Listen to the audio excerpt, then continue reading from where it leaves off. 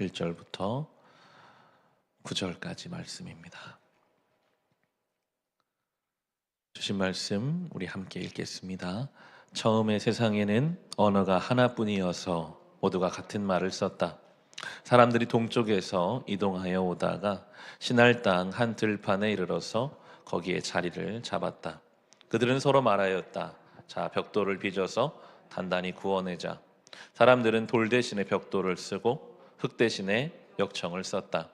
그들은 또 말하였다. 자, 도시를 세우고 그 안에 탑을 쌓고서 탑 꼭대기가 하늘에 닿게 하여 우리의 이름을 알리고 온 땅 위에 흩어지지 않게 하자. 주님께서 사람들이 짓고 있는 도시와 탑을 보려고 내려오셨다. 주님께서 말씀하셨다. 보아라, 만일 사람들이 같은 말을 쓰는 한 백성으로서 이렇게 이런 일을 하기 시작하였으니 이제 그들은 하고자 하는 것은 무엇이든지 하지 못할 일이 없을 것이다. 자, 우리가 내려가서 그들이 거기에서 하는 말을 뒤섞어서 그들이 서로 알아듣지 못하게 하자. 주님께서 거기에서 그들을 온 땅으로 흩으셨다. 그래서 그들은 도시 세우는 일을 그만두었다. 주님께서 거기에서 온 세상의 말을 뒤섞으셨다고 하여 사람들은 그곳의 이름을 바벨이라고 한다. 주님께서 거기에서 사람들을 온 땅에 흩으셨다. 아멘. 바벨탑 사건에 관한 오늘 말씀입니다. 사람들이 시날 들판이라는 곳에 모여서 서로 말합니다. 벽돌을 단단하게 구워내자. 높이 쌓아서 도시를 세우고 탑을 쌓고 그 탑 꼭대기가 하늘에 닿게 해서 우리의 이름을 날리고 흩어지지 말자 합니다. 성경은 우리가 지금까지 읽어온 바로 두 가지를 구별하고 있습니다. 하나님의 말씀을 방향으로 삼아 하나님이 부르시는 목적지를 향해 나아가는 인생들이 있고, 전혀 하나님 말씀에 관심을 두지 않고 내가 방향 정하고 내가 목적지를 정해서 살아가는 두 가지의 인생이 있음을 교차해서 우리에게 보여주고 있습니다. 방향과 목표점을 어떻게 정하는가가 사실은 우리의 인생 거의 모든 것을 결정합니다. 어디를 갈 건지를 정해야 갈림길에서 좌로 갈지 우로 갈지가 나오거든요. 우리 일상의 작은 것 하나도요, 사실은 그로부터 비롯되는 것입니다. 정말 우리가 천국을 향하여 하나님 원하시는 방향을 향하여 나아가는 사람들이라면 그 죄와 분노와 수많은 갈등의 순간에서 어느 쪽을 선택할 것인가가 분명해집니다. 그것이 불분명해지니까 내가 지금 어디로 가고 있는지, 주님 나를 어디로 부르시는지가 불분명해지니까 내가 좀 높아져야겠다. 내 이름을 알려야겠다. 흩어짐을 면해야겠다 하는 생각으로 나아가게 되는 거죠. 왜 이들이 위를 향하고 싶었을까요? 인간 안에는 하나님이 처음에 흙으로 지으시고 생명을 불어 넣으실 때 인간이 되었기 때문에 하나님이 채워주지 않으시고는 채워지지 않는 영역이 인간 안에 있습니다. 그런데 하나님 없이 살아가는 모든 인간의 삶에는 알 수 없는 근원적인 불안함이 있습니다. 이 채워지지가 않아요. 하나님 앞이 아니고는 채워지지 않는 그 근원적인 불안감을 채우기 위해서 뭔가를 합니다. 바벨탑이라는 곳은 형상화되었지만 이 시대의 인생들도 다 똑같습니다. 하나님이 채워주지 않으시면 채워지지 않는 그 인생의 불안함을 채우기 위해 뭔가를 열심히 합니다. 벽돌을 만들어서 이렇게 하면 좀 내 이름이 높아질까? 다른 그 어느 누구보다 나를 높이 쌓으면 그 결과물로 말미암아 내 인생이 괜찮아질까? 그렇게 스스로 방향을 정하고 목표점을 정해서 달려가는 그 인생을 향하여 오늘 성경은 그것이 참 어리석다라고 쓰고 있는 것입니다. 인간의 기술이 아무리 발전하고 발전해서 지금 오늘 본문에 나오는 벽돌과 역청 정도가 아니라 사람이 우주를 가고 수많은 일들을 계속해서 해낸다 할지라도 결국에는 인간은 하나님 아래에 있는 존재임을 성경은 보여주고 있습니다. 5절로 7절을 다시 보시면 분명히 그 인간이 높아지려고 하여도 5절에 주님께 사람들이 짓고 있는 도시와 탑을 보려고 내려오셨다. 그 하나님의 위치와 사람의 위치가 분명히 설정돼요. 아무리 높아지려고 해도 하나님 아래에 있습니다.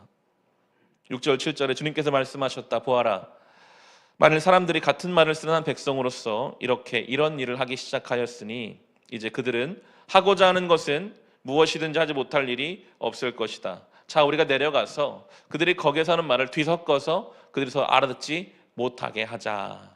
아멘. 아무리 높다 해도 하나님의 섭리 아래에 있다는 것, 그것을 재확인시켜 주십니다. 그리고 지금 이들이 잘못된 방향으로 가고 있을 때 하나님은 홍수 때 약속하셨죠. 다시는 멸하지는 않으리라.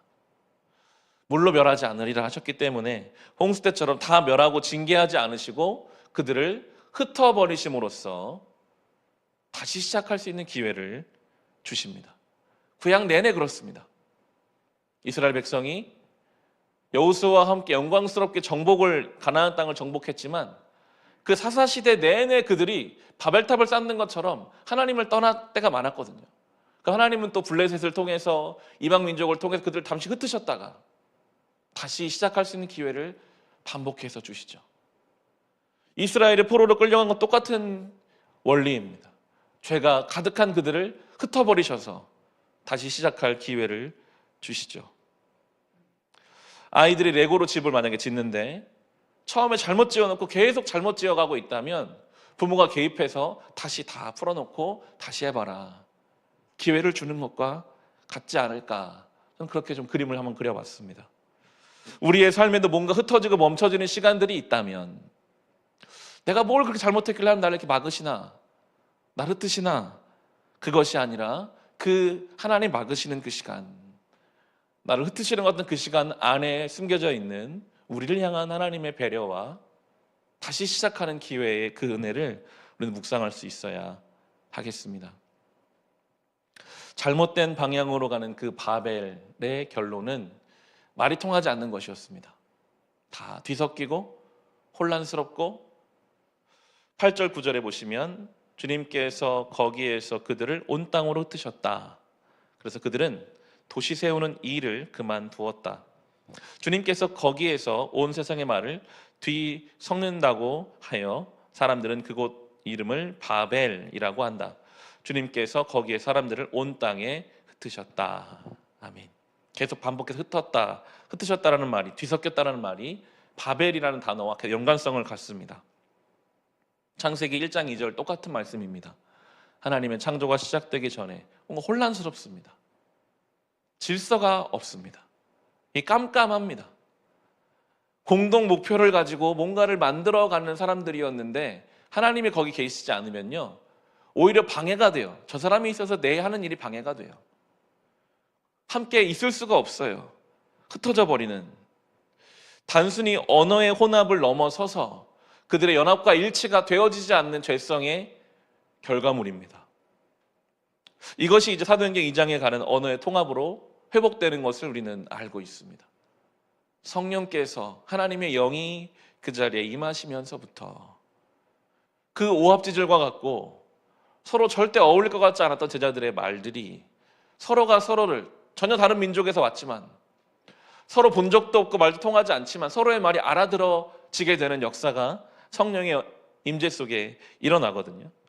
우리의 삶이 방향이 지금 바벨탑을 쌓아가고 있는 방향인가, 아니면 예수 그리스도를 머리로 하는 성전으로 지어져가는 방향인가에 그 알 수 있는 표지 중에 한 가지는 내가 지금 함께 살고 있는 사람들 공동체 안에서 그 사람의 말이 내가 잘 이해되어지는가, 단순히 한국말을 알아듣는 것을 넘어서서 그의 그 말하는 의도, 그가 왜 그렇게밖에 말할 수 없는 인생을 살았는가에 대한 최소한의 관심, 나는 도대체 저 사람 말을 이해하지 못하겠다가 아니라 이해해 보려고 하는 애씀과 노력 속에서 교회는 지어져 가는 거고요. 바벨탑은요, 이해가 되지 않으니까 그냥 같이 안 살아버리는 거예요. 더 이상 뭘 하기를 멈춰버리는 것입니다. 포기하는 것입니다. 흩어지는 것입니다. 우리의 삶의 방법과 방향이 내가 정한 어떤 것, 우리의 가정이라 할지라도 내 가정을 향한 내 계획, 내 방향, 내 방법만 있다면 우리는 다 경험하잖아요. 가정 안에서 물리적으로 같이 살지만 말이 통하지가 않아요. 마음이 통하지가 않아요. 혼란스러워요. 그의 존재가 나를 더 어렵게 합니다.